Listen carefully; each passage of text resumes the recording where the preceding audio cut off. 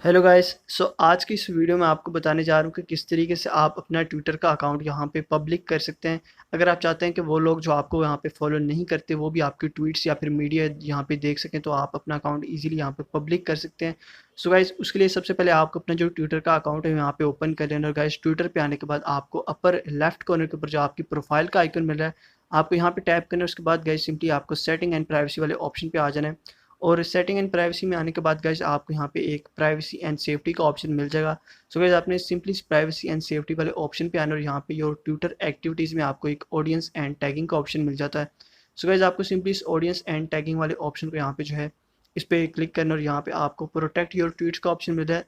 अभी आपकी जो ट्वीट्स हैं यहाँ पे प्रोटेक्टेड है, यानी आपका अकाउंट यहाँ पे प्राइवेट है। सो गाइस, इस अकाउंट को यहाँ पे पब्लिक करने के लिए आपने प्रोटेक्ट योर ट्वीट वाले ऑप्शन को यहाँ पे टर्न ऑफ कर देना। और जैसे ही आप इसको ऑफ करेंगे तो जो आपको यहाँ पे फॉलो करते हैं वो भी आपकी ट्वीट्स यहाँ पे देख पाएंगे, और जो लोग आपको यहाँ पे ट्विटर पे फॉलो नहीं करते उन तक भी आपकी जो ट्वीट्स या मीडिया है वो यहाँ पे रीच कर पाएगा।